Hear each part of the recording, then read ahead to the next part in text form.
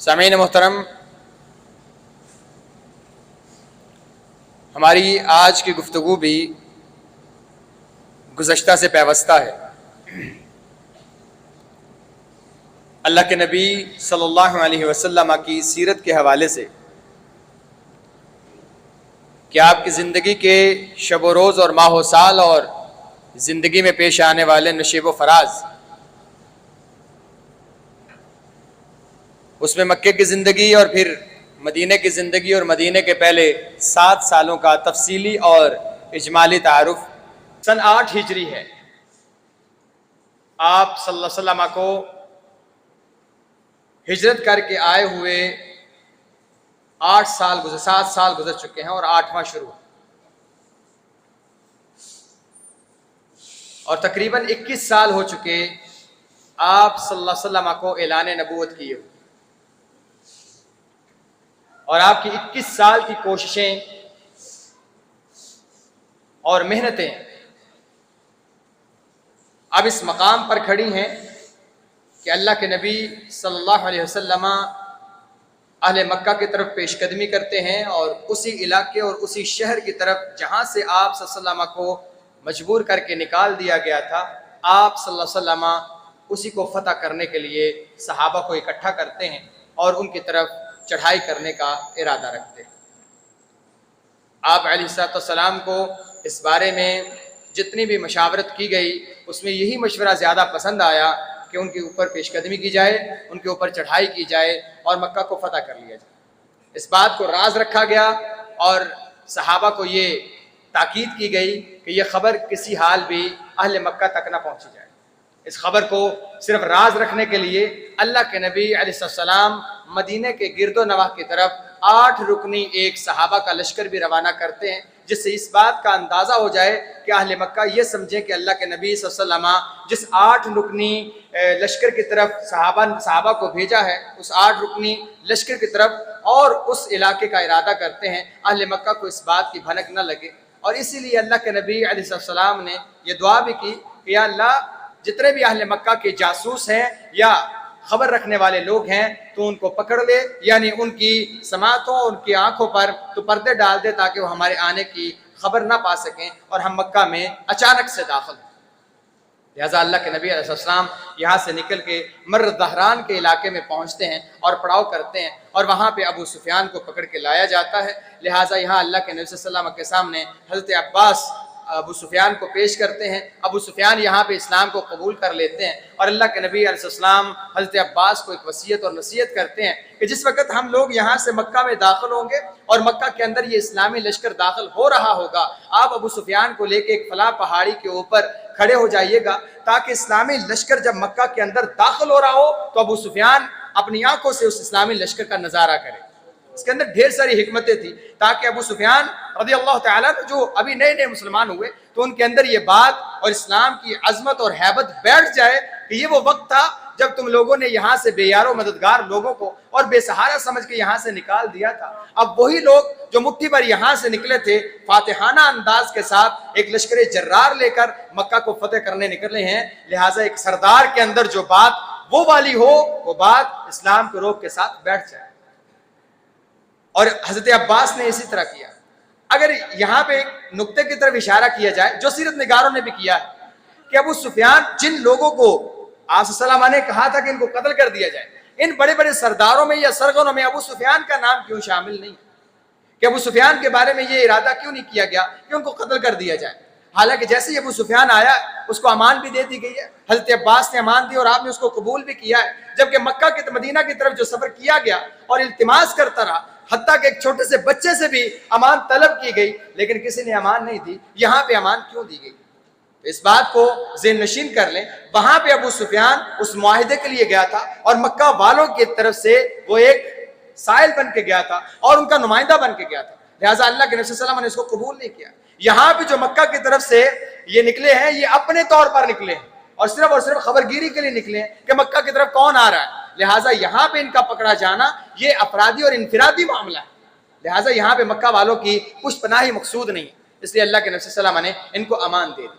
جہاں تک قتل کا معاملہ ہے تو اللہ کے نبی علیہ السلام نے ابو سفیان کے قتل کا عمل اسی لیے حکم جاری نہیں کیا، اس میں کئی ایک توجیحات بیان کی گئی ہیں۔ نمبر ایک کہ ابو سفیان نے جو بدر کے معاملے میں مشرکین کو مشورہ دیا تھا، وہ مشورہ یہ تھا کہ میں قافلہ لے کے نکل چکا ہوں، لہٰذا مسلمانوں کے ساتھ جنگ نہ کی جائے، اور نہ ہی ابو سفیان اس میں شریک ہوا۔ ایک یہ بہت بڑی وجہ تھی۔ دوسری وجہ یہ تھی کہ ابو سفیان نے مکی زندگی ہو یا آپ صلی اللہ علیہ وسلم کے ہجرت کے بعد کی زندگی ہو، کبھی بھی ابو سفیان رضی اللہ تعالیٰ عنہ سے اسلام سے پہلے آپ کے بارے میں نہ تو زبان درازی کبھی ثابت ہے، نہ دست درازی ثابت ہے کہ آپ نے کبھی اپنا ہاتھ آپ صلی اللہ علیہ وسلم پر اٹھایا ہو یا کسی ایسے معاملے میں شریک ہو جہاں پہ آپ صلی اللہ علیہ وسلم کو جسمانی ایذا دی گئی ہو، اور نہ ہی اپنی زبان سے کبھی ایسے کلمات، ہاں جھٹلانے کا معاملہ اور آپ کو نہ ماننے کا معاملہ، پھر جنگوں میں اپنے قبیلے کی حمایت کا معاملہ یا سرداری کا معاملہ یہ الگ ہے، لیکن خود اس بات میں شریک ہونا کہ اپنی زبان سے آپ کے بارے میں کچھ ایسے کلمات کہے گئے ہوں یا ہجو کی گئی ہو یا آپ کی تنقیص بیان کی گئی، یہ ابو سفیان سے ثابت نہیں تھا۔ اور تیسرا اور اہم معاملہ یہ جو ابھی معاہدہ توڑا گیا تھا، اس معاہدے کے توڑنے کے خلاف ابو سفیان بھی، یہ معاہدہ نہ توڑا جائے بلکہ اس کو باقی رکھنے اور اس میں تمدید کے لیے، اس میں اور اضافے کے لیے ابو سفیان نے اپنے تئیں کوششیں بھی کی۔ لہٰذا یہ وہ وجوہات تھی جس کی بنیاد پر اللہ کے نبی علیہ السلام نے ابو سفیان کے قتل کو جائز قرار نہیں دیا۔ بہرحال حضرت عباس رضی اللہ تعالیٰ عنہ ابو سفیان کو اسی پہاڑی پر لے کے جاتے ہیں، اور جیسے ہی یہ لشکر مکہ کی طرف روانہ دوانہ ہوتا ہے تو یہاں پہ وہ دیکھتے ہیں کہ کچھ ایسے قبائل ہیں جو اپنے اپنے قبیلے کے سردار کے ساتھ جھنڈا لے کے اس طرف جا رہے ہیں، اور ابو سفیان پوچھتے ہیں عباس یہ کون ہے؟ یہ بنو سلیم کا قافلہ ہے۔ اچھا چھوڑو، یہ کون ہے؟ یہ کون ہے؟ حتیٰ کہ ایک سبز پوشاک میں اور صحابہ اور مہاجرین اور انصار کے گروہ کے درمیان جیسے چاند کے گرد ہالہ ہوتا ہے، اللہ کے نبی علیہ السلام وہاں سے گزرتے ہیں تو ابو سفیان کہتا ہے یہ لشکر جرار کون سا ہے؟ کہا تم نے نہیں پہچانا، یہ مہاجرین اور انصار اور صحابہ کا لشکر ہے جن لوگوں کو تم نے یہاں سے نکالا تھا۔ ابو سفیان کہتا ہے اللہ اکبر، یار کمال کی بات ہے، تمہارے بھتیجے کی بادشاہت تو بہت زیادہ پھیل چکی ہے۔ تو یہاں پہ اللہ تعالیٰ نے حضرت عباس کی زبان پر ایک کلمہ جاری کیا، اور وہ کلمہ ان لوگوں کے منہ پر تماچا تھا جو لوگ یہ سمجھتے ہیں کہ اللہ کے نبی صلی اللہ علیہ وسلم قبیلے کی عصبیت رکھتے تھے اور تعصب کی بنیاد پر اور اپنے جدراہٹ کی بنیاد پر اور ایک بادشاہی قائم کرنا چاہتے تھے۔ حضرت عباس نے کہا ابو سفیان یہ بادشاہت نہیں، یہ نبوت ہے۔ ابو سفیان یہ بادشاہت نہیں، یہ جو تم دیکھ رہے ہو نبوت ہے، اور نبوت کو تم روک نہیں سکتے۔ نبوت کا جو نور اور روشنی یہ پوری دنیا میں پھیلی ہے، یہ لوگ نبوت کے نور سے ابھی نورانی ہو چکے ہیں، اور یہ اس سے آشنا ہونے کے بعد، اسلام کو قبول کر لینے کے بعد یہ آج اللہ کے نبی صلی اللہ علیہ وسلم کے لیے اپنی جانیں دینے کے لیے تیار ہیں۔ یہ جو پھیلتا ہوا نظارہ تم کر رہے اور یہ جو پھیلتی ہوئی بادشاہت جسے تم سمجھ رہے ہو، یہ اللہ کی بھیجی ہوئی نبوت ہے اور اللہ کے نبی صلی اللہ علیہ وسلم کی تعلیمات ہے جو رہتی دنیا تک یہاں پہ دنیا میں قائم اور دائم رہیں گی۔ یہ کوئی بادشاہت یا قبیلے کی دعوت نہیں تھی، لہٰذا یہ بھی ان کے ذہن سے نکال دیا گیا کہ مسلمانوں کے نزدیک قومیں اور قبیلے صرف تعارف کے لیے ہوتے ہیں، وہاں پہ یہ معاملات عصبیت کی حد تک یا تعصب کی حد تک نہیں جاتے کہ ایک انسان چودھری ہے یا وڈیرا ہے یا اس کا کنبہ اور قبیلہ اور طرح کا ہے لہٰذا اس کی بادشاہت رہے گی۔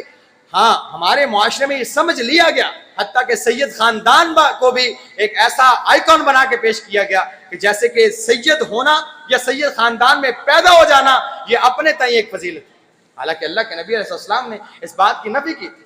آپ علیہ السلام نے ارشاد فرمایا تھا من بطأ به عملہ لم یسرع به نسب، یاد رکھو جس کے اعمال خراب ہو گئے اس کا نسب نامہ اسے بچائے گا نہیں، یاد رکھو نسب نامہ فضیلت کی بات نہیں۔ یہاں اگر اعمال بلال کے اعلیٰ ہیں تو بلال اللہ کے رسول صلی اللہ علیہ وسلم کے ساتھ ساتھ ہے، اور ایٹ دا سیم ٹائم اگر ابو لہب کے اعمال خراب ہیں تو اصلی نسلی سید ہے، اللہ کو اس کی شکل سے اس کے نسب نامے سے کوئی سروکار نہیں، لہذا اس بات کی طرف بھی اشارہ کر دیا گیا۔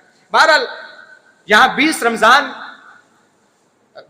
المبارک ہے، 8 ہجری ہے، صبح کا وقت ہے، اللہ کے نبی صلی اللہ علیہ وسلم قصوہ اونٹنی پر سوار ہے، اور صبح کے وقت آپ علیہ السلام مکہ کے اندر داخل ہو رہے ہیں، اور داخل ہونے کی جو اسٹریٹجی بنائی گئی تھی وہ انتہائی کمال تھی۔ آپ کی حکمت عملی یہ تھی کہ کوشش کی جائے کم سے کم مڈ بھیڑ ہو، کم سے کم خون خرابہ ہو، لہٰذا اللہ کے نبی صلی اللہ علیہ وسلم نے 4 جانب سے 4 قسم کے لشکروں کو تیار کیا کہ آپ نے چاروں جانب سے وقفے سے داخل ہونا، تاکہ کوئی اگر ہنگامہ آرائی کرنا بھی چاہے تو چاروں جانب سے گھیرا جائے۔ ایک تو یہ بات تھی۔ دوسری بات یہ تھی کہ اللہ کے نبی علیہ السلام نے مکے میں داخلے سے پہلے یہ اعلان کروا دیا ہر وہ انسان جو ابو سفیان کے گھر میں داخل ہو جائے گا اسے امان ہے، ہم اسے کچھ نہیں کہیں گے۔ ہر وہ انسان جو حرم میں داخل ہو جائے گا ہم اسے کچھ نہیں کہیں گے۔ ہر وہ انسان جو اپنا دروازہ بند کر لے گا ہم اسے بھی کچھ نہیں کہیں گے۔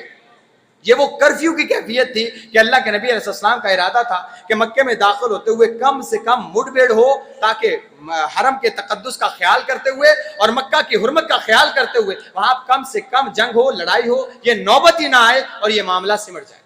لہٰذا اللہ کے نبی علیہ السلام مکے کے اندر داخل ہو رہے ہیں، آپ کی کیفیت بھی بڑی عجیب قسم کے معاملات تھے۔ آپ دیکھیں اللہ کے نبی علیہ السلام جب مکے میں داخل ہو رہے ہیں، صحابہ کہتے ہیں آپ صلی اللہ علیہ وسلم کا عاجزی کی وجہ سے سر جھکتے جھکتے آپ کی داڑھی اونٹ کے کجاوے کو لگ رہی تھی، اتنی عاجزی، اتنی انکساری، اتنی عاجزی۔ اچھا، یہاں پہ ایک نقطے کی بات جس کا ہمارے معاشرے کے ساتھ بڑا گہرا تعلق ہے۔ اللہ کے نبی علیہ السلام نے ارشاد فرمایا صوتانی ملعونانی فی الدنیا والآخرہ، دو ایسی آوازیں اللہ تعالیٰ دنیا میں بھی لعنت کرتا ہے، آخرت میں بھی لعنت کرتا ہے۔ دو ایسی آوازیں ہیں، اللہ دنیا میں بھی لعنت کرتا ہے، آخرت میں بھی لعنت کرتا ہے۔ ایسا کون سی ہیں؟ کا خوشی کے وقت میوزک کی آواز اور غم کے وقت پیٹنے کی آواز، یہ دو آوازیں۔ ایک کا تعلق خوشی کے ساتھ ہے، جب لوگ خوش ہوتے ہیں اور اس کے میوزک اور یہ معاملات اور معازف اور آلات موسیقی، اور جسے آپ عام فہم الفاظ میں کہیں تو موضوع الفاظ نہیں ہے لیکن کنجر خانہ کہہ لیں تو آپ سمجھ جائیں گے اس کے اندر ساری چیزیں آ جاتی ہیں۔ اور صبر نہ کرتے ہوئے مصیبت کے وقت نوحے کی آواز یا اپنے گال پیٹنا، یہ آوازیں اللہ نے دنیا میں بھی لعنت کیا، آخرت میں بھی لعنت کیا۔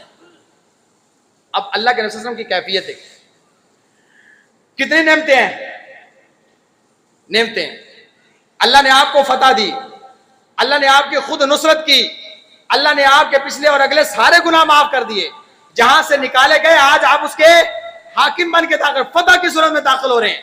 آپ کے ساتھ صحابہ کو جنت کی بشارتیں دی گئیں اور کفار کے لیے عذاب، یہ ساری نعمتیں آپ صلی اللہ علیہ وسلم پر ایک وقت میں کر دی گئیں۔ اور کیفیت کیا ہے کہ آپ کا جھک رہے ہیں، آپ کی داڑھی کجاوے کو لگ رہی ہے، زبان پر اللہ کی حمد و ثنا ہے اور سورہ فتح کی آیات کی تلاوت کر رہے ہیں، اور آپ صلی اللہ علیہ وسلم اس طرح داخل ہو۔ یہ نعمت کی کیفیت ہے، عاجزی، انکساری۔ اور ہمارے ہاں کیا ہوتا ہے؟ ہم کہتے ہیں خوشی کا موقع ہے جی، خوشی کا موقع، تو یہ میوزک وغیرہ تو یہ جی اس میں کیا ہے جی، اس میں حرج ہی کیا ہے؟ اللہ کی لعنت برس رہی ہو، ایک حساب لگائیں کہ ایک خوشی کا موقع ہے، چلیں شادی کی کر لیں، اللہ کے نبی صلی اللہ علیہ وسلم کی سنت کو پورا کیا جا رہا ہے اور شیطان کی چھتری کے نیچے کیا جا رہا ہے، اور کہا جا رہا ہے اس میں حرج کیا ہے؟ حرج یہ ہے کہ آپ لوگوں نے اللہ کے نبی کی سنت کو شیطان کی چھتری میں پائے تکمیل تک پہنچایا۔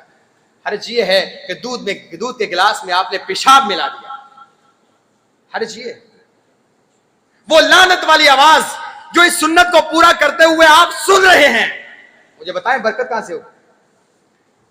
اور پھر کہتے ہیں حضرت صاحب بڑا عرصہ ہو گیا دعائیں کرتے ہوئے، اتنے مصائب اتنی پریشانیاں ہیں کہ ختم ہی نہیں ہوتی۔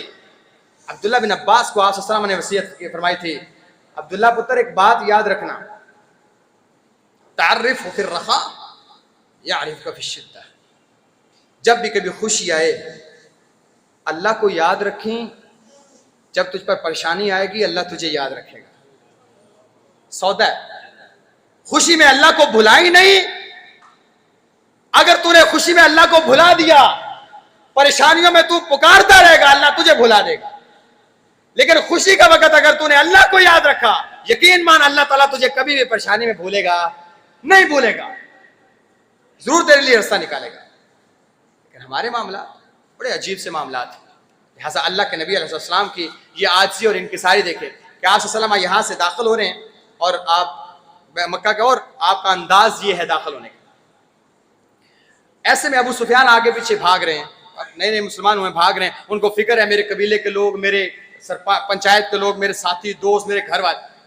ایسے میں کسی صحابی نے کچھ اشعار پڑھے، اليوم یوم الملحمہ اليوم تستحل الحرمہ، آج پتہ چلے گا نا، آج جنگ کا دن ہے, آج بدلے کا دل ہے, آج وہ حرمتیں پامال جو کی گئی تھی آج ان کو دوبارہ زندہ کیا جائے گا, آج سارے بدلے لیے جائیں گے.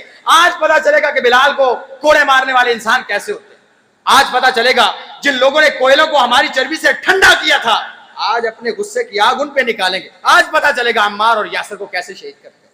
آج پتا چلے گا کہ کیسے ظلم کیا جاتا ہے غریب لوگوں کو. آج پتا چلے گا کیسے ایسے لوگوں کو یہاں سے نکالا جاتا ہے اور ملک بدر کے. آج پتا چلے گا آج قریش کو اللہ تعالیٰ ذلیل کر کے رکھ دے گا. ابو سفیان نے یہ باتیں سنی اور بھاگ کے اللہ کے نبی سے کہا, یا رسول اللہ آپ نے کسی کے قتل کا حکم دیا ہے؟ کہا نہیں. کہا لوگ تو اس طرح کہہ رہے ہیں الیوم یوم الملحمہ.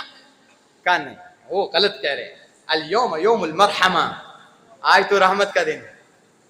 آج حرم کی حرمت کو پامال نہیں کیا جائے گا, آج اس کو خلاف پہنایا جائے گا, اس کو غسل دیا جائے گا.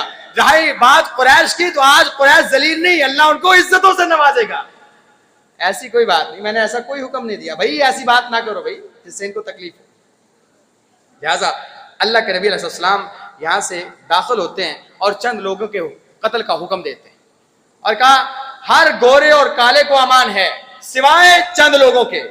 ان میں اقربا بن ابی جہل ہے, اس میں حبار ہے, اس میں اور دیگر ہند بن عتبہ ہے. تقریباً 15 لوگوں کے اللہ کے نبی صلی اللہ علیہ وسلم نے نام گنوائے. کہا یہ اگر غلاف کعبہ کے ساتھ چمٹے ہوئے نظر آئے قتل کر دو, ان کو کوئی معافی نہیں. اب ان میں سے تقریباً 5 سے 6 لوگ وہ آپ صلی اللہ علیہ وسلم کی خدمت میں حاضر ہوئے, معافی مانگی, امان طلب کی, آپ نے انہیں معاف کر دیا اور تقریباً 5 لوگوں کو آپ صلی اللہ علیہ وسلم نے قتل کیا. ان 5 میں سے بھی 3 وہ تھے جو شاعر تھے اور اللہ کے نبی کی گستاخی کیا کرتے تھے, اور 2 کو باقی جرموں کی پاداش میں قتل کیا گیا. ان میں حبار بن اسود بھی ہے. آپ جانتے ہیں حضرت زینب رضی اللہ تعالی عنہ جب مکہ سے آسم نے وہاں سے پیغام بھیجا کہ میری زینب کو مدینے بھیج دیا جائے, لہٰذا اس کی خاوند کو ہم چھوڑ دیتے ہیں. یہاں سے زینب جب روانہ ہوئی تو جس انسان نے آپ کو, آپ کی اونٹنی کو ڈرایا تھا اور جس سے آپ گری تھی اور اسی تکلیف سے آپ کی وفات بھی ہوئی تھی, یہ حبار وہی ہے. اس نے کہا یا رسول اللہ معاف کر دیں. آپ نے کہا جاؤ معاف کر دیا. اتنا بڑا جگرا چاہیے. آپ نے کہا جاؤ معاف کر دیا. اس کے بعد وحشی بھی آیا. وحشی حضرت حمزہ رضی اللہ تعالیٰ کو شہید کیا تھا. بعض کہتے ہیں یہ مدینے میں جا کے مسلمان ہوا, لیکن جیسے ہی یہ مسلمان ہوئے فتح مکہ کے بعد, حالانکہ اس کا خون آپ صلی اللہ علیہ وسلم نے رائے گاہ قرار دیا تھا, لیکن اس نے آ کے آپ صلی اللہ علیہ وسلم سے معذرت کی. آپ نے کہا جاؤ معاف کیا, یہ مسلمان ہو گیا. لیکن آپ صلی اللہ علیہ وسلم نے کہا وحشی کوشش کیا کرو میرے پیچھے بیٹھا کرو, میرے سامنے نہ بیٹھا کرو, فیصلہ خیر ہے. کہا تو یہ دیکھتا ہوں نا تو مجھے میرا چچا یاد آ جاتا, تو کہیں ایسا نہ ہو کہ فرتے جذبات میں آ کے میری زبان سے کچھ بددعائیہ کلمات نہ نکل جائیں. کوشش کرو کہ میری نظروں کے سامنے نہ آیا کرو. اس کے بعد وحشی کبھی سامنے نہیں بیٹھے, پیچھے. ہندا جنہوں نے مسئلہ کیا تھا اللہ کے رسول صلی اللہ علیہ وسلم سے, انہوں نے بھی معذرت کی, اللہ کے رسول صلی اللہ علیہ وسلم نے ان کی معذرت کو قبول کیا اور ان کو بھی معاف کر دی, مسلمان ہو گئے. بعض کو قتل بھی کر دیا گیا. بہرحال اللہ کے رسول صلی اللہ علیہ وسلم بیت اللہ میں داخل ہوتے ہیں اور آپ قصوہ اونٹنی پر ہیں. آپ اپنی لاٹھی کے ساتھ حجر اسود کو استلام کرتے ہیں, لاٹھی لگاتے ہیں حجر اسود کو اور لاٹھی کو بوسہ دیتے ہیں اور آپ طواف کرتے ہیں. اور رستے میں جتنے بت آتے جاتے ہیں آپ اپنی لاٹھی سے اس کو مارتے ہیں اور وہ گر جاتا ہے, اور آپ فرماتے ہیں قل جاء الحق وزهق الباطل ان الباطل كان زهوقا. حق آ گیا ہے, باطل ختم ہو گیا ہے, باطل بٹنے والا. آپ ساتھ ساتھ ان بتوں کو توڑ رہے ہیں اور ساتھ ساتھ طواف کرتے ہیں. آپ علیہ السلام نے اسی طرح طواف کے 7 چکر مکمل کیے. اس کے بعد آپ صلی اللہ علیہ وسلم نیچے اترتے ہیں اور آپ کہتے ہیں چابی لے کے آؤ.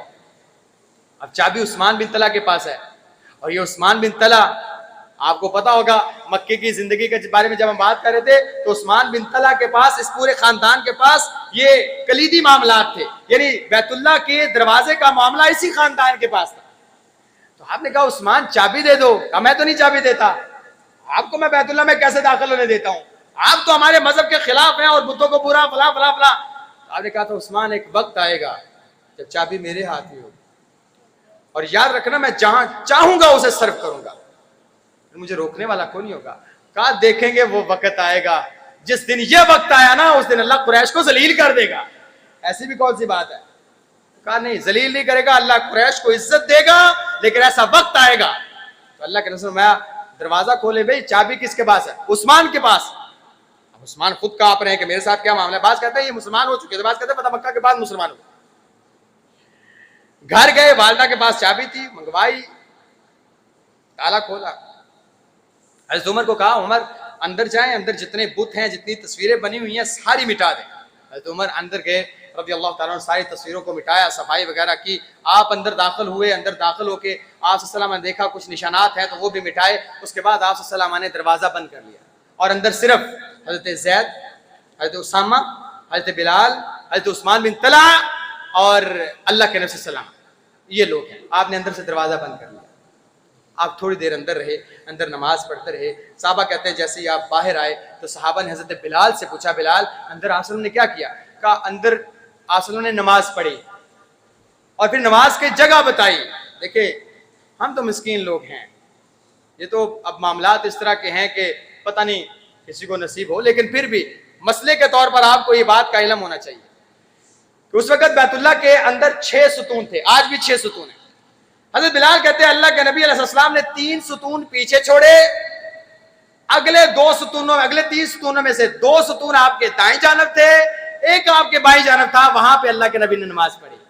اگر بیت اللہ کے اندر آپ دیکھیں وہاں آج بھی اس جگہ کو خاص کیا گیا ہے جب فتح مکہ کے موقع پر اللہ کے نبی صلی اللہ علیہ وسلم نے جہاں پہ نماز ادا کی تو اللہ کے نبی صلی اللہ علیہ وسلم نے وہاں پہ نماز ادا کی اور تھوڑی دیر اندر رہے۔ اور یقین مانیں حضرت عثمان بن طلحہ ساتھ ہیں، یعنی یہ نہیں کہا یہاں سے دفع ہو جاؤ، مشرک اور نجس آدمی ہو۔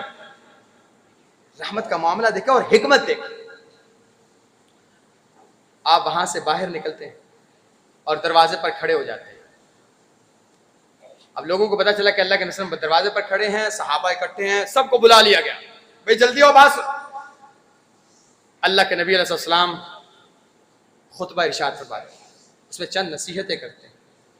ان نصیحتوں کے دوران اللہ کی حمد و ثنا بیان کرو، کہتے ہیں یہ سارے معاملات اللہ کے ہیں، اسی نے کیے، اس نے اپنے بندے کو عزت دی، اس نے اپنے لشکر کو غالب کیا۔ یہ سارے معاملات کر لینے کے بعد اللہ کے نبی علیہ السلام سے پوچھتے ہیں ہاں بھائی اب کیا خیال ہے؟ اب سارے اس انتظار میں ہیں کہ اب فیصلہ ہو اور معاملہ ختم ہو، کس کے بارے میں کیا فیصلہ؟ اور آپ صلی اللہ علیہ وسلم سارے معاملات کو دیکھتے ہوئے آپ کی ساری عمر رفتہ اس وقت آپ کی آنکھوں کے سامنے ہے، وہ ہر انسان کھڑا ہے سامنے جس نے آپ کو جاتے جاتے چیزیں بھی مارے تھے، جس نے پیچھے سے آوازیں بھی کسے تھے، ہر وہ انسان کھڑا ہے جس نے آپ کے گلے میں کپڑے بھی ڈالے تھے، وہ بھی کھڑے ہیں جو آپ کو نماز کی حالت میں تنگ کیا کرتے تھے، وہ بھی کھڑے ہیں کہ جب آپ تلاوت کیا کرتے تھے اور دعوت دیا کرتے تھے پیچھے لوگوں کو کہتے تھے اوے نہ ماننا، بات نہ سننا، اوے فلاں مجنون ہے، اوے سائر، اوے گل، اور آپ اپنی نظریں جھکا کے آگے گزر جایا کرتے تھے۔ آپ نے فرمایا ہاں بھائی اللہ نے مجھے عزت دی ہے، اب کیا کیا جائے تمہارے ساتھ؟ کہا ہمیں آپ سے خیر کی امید ہے۔ کہا جاؤ، کسی سے کوئی بدلہ نہیں، سب کو معاف کیا، سب کو معاف کیا، میں کسی سے کوئی بدلہ نہیں لینا چاہتا۔ اور یہ پیچھے 21 سال کے، اور صرف یہ نہیں کہ یہاں کی 23 سالہ زندگی، یہاں کے جو 40 سال کے بعد کے 13 سال تھے وہ والے نہیں، نبوت کی جتنی زندگی ہے ان سارے لوگوں نے تنگ کیا۔ ہجرت کر جانے کے بعد کے معاملات بھی یہی رہے۔ لہٰذا اللہ کے رسول صلی اللہ علیہ وسلم کے اس اعلان کے بعد صرف یہ نہیں کہ ان کو معاف کر دیا، کتنا بڑا فیصلہ تھا، ان کی جانیں محفوظ ہو گئی، اچھا قتل کے اعتبار سے بھی اور غلام بننے کے اعتبار سے بھی، پھر ان کے مال بھی محفوظ ہو گئے۔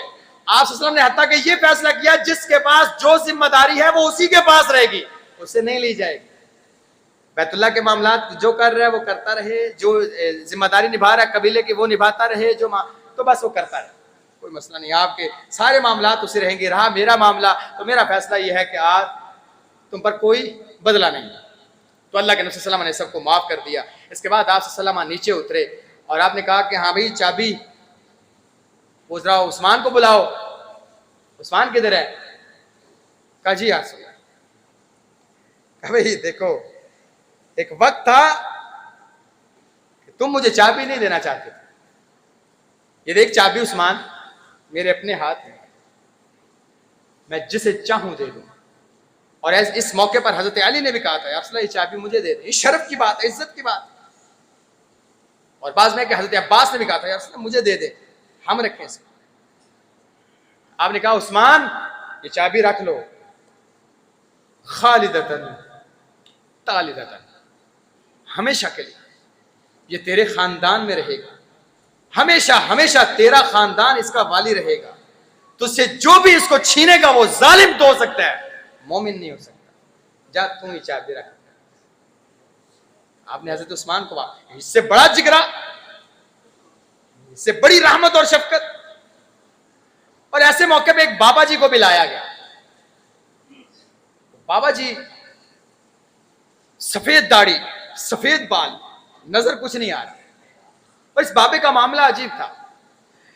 یہ بابا آپ صلی اللہ علیہ وسلم کے داخل ہونے سے پہلے ایک پہاڑی پر نظر آیا، یہ اپنی ایک پوتی کے ساتھ تھا، اور اس پوتی کو کہہ رہا تھا تمہیں یہاں پہ کوئی دور لشکر نظر آ رہا ہے؟ کہا ہاں۔ کہا کس طرح کا ہے؟ کہا ایک بندہ آگے آگے قائد بن کے بھاگ رہا ہے، باقی اس کے پیچھے پیچھے ہیں۔ کہا جب یہ مکہ کی طرف بھاگے نا تو مجھے بتانا۔ تو اس کی پوتی نے بتایا کہ ہاں اب وہ مکہ داخل ہو رہے ہیں۔ کہا اب مجھے لے چلو۔ حضرت ابو بکر نے ان کو پکڑا ہوا ہے اور لا رہے ہیں۔ اللہ کے رسول نے دور سے دیکھا، کہا ہل ترکت الشیخ، ابو بکر کمال کرتے ہو، بوڑھا آدمی ہے، بابا جی ہیں، گھر میں رہنے دیتے، میں خود آ جاتا۔ کہا نہیں، اللہ کے نبی یہ حق رکھتا ہے کہ آپ کے پاس چل کے آئے، آپ کیوں جائیں اس کے پاس؟ یہ حق رکھتا ہے کہ آپ کے پاس آئے۔ آپ کیسے، آپ کی عزت، تقریب، شرف، آپ کا مقام، لاکھوں بزرگ ایسے قربان ہو جائیں۔ جانتے کون ہیں؟ ابو بکر کا اپنا والد ابو قحافہ۔ ابو بکر اپنے والد کو لے کے آئے، سامنے بٹھایا، اللہ کے نبی صلی اللہ علیہ وسلم نے ان کے سینے پر ہاتھ رکھا، کہا اسلم، بابا جی مسلمان ہو جاؤ۔ میں نے کلمہ پڑھا، مسلمان ہو جائے۔ میں سمجھتا ہوں جہاں یہ ایک شرف اور فضیلت ہے کہ ان کو اسلام ملا، اس موقع پر اور اس موقع تک ابو بکر کے والد کو زندہ رکھنا بنیادی طور پر ابو بکر کی شان کو بڑھانے کے لیے تھا، کیونکہ ابو بکر رضی اللہ عنہ کے والد کا مسلمان ہونا یہ واحد فضیلت ہے جو صرف ابو بکر کے پاس ہے، کہ ابو بکر کی 4 پشتیں صحابی ہیں۔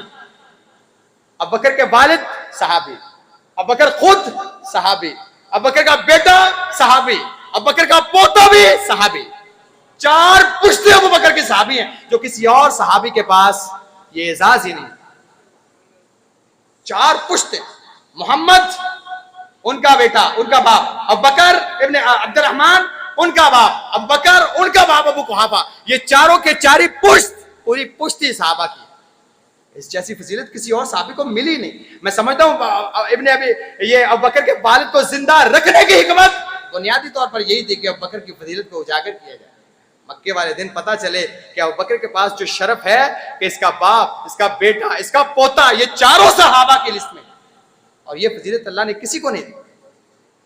آج اتنی لمبی زبانیں نکال کے اس کے اپنے ایمان پر شک کیا جاتا ہے، کہا جاتا ہے غاصب تھا، نعوذ باللہ، ایمان میں شک کیا جاتا ہے، مرتد تک کہا جاتا ہے۔ اور حفاظت کرنے والے ابو بکر کا نام بھی نہیں جانتے کہ اس کا اپنا نام کیا تھا، دفاع کرنے والے یہ بھی نہیں جانتے۔ لہٰذا یہاں اللہ کے نبی صلی اللہ علیہ وسلم کا یہ معاملہ جو تھا، اس کے بعد ظہر کا وقت ہو جاتا ہے، اللہ کے نبی صلی اللہ علیہ وسلم اذان کا حکم دیتے ہیں، اور بلال رضی اللہ تعالیٰ عنہ بیت اللہ کی چھت پر چڑھتے ہیں اور اذان دیتے ہیں۔ اب یہاں پہ کچھ سردار آپ صلی اللہ علیہ وسلم کے اس اعلان کے بعد تھوڑا دور کر کے بیٹھے، ان میں ابو سفیان بھی ہے، عامر بھی ہے، اور دیگر 4-5 سردار مکے کے بڑے بڑے، وہ دیکھ رہے ہیں۔ ابو سفیان تو مسلمان ہو گئے، کہتے ہیں اب یہ دیکھ لو، یہ کام دیکھنے کے لیے زندہ بچے ہوئے تھے، ایک حبشی غلام بیت اللہ کی چھت پر چڑھ کے وہ بھی اللہ اکبر کا آوازہ بلند کرے گا، مر نہ جاتے ہم۔ اچھا، وہ آپس میں یہ ڈسکشن کر رہے ہیں، یار یہ بھی دن دیکھنے تھے، اب فلاں فلاں، مایوس ہو کے بیٹھے ہیں، کر بھی تو کیا سکتے ہیں۔ ابو سفیان تم نہیں بولتے؟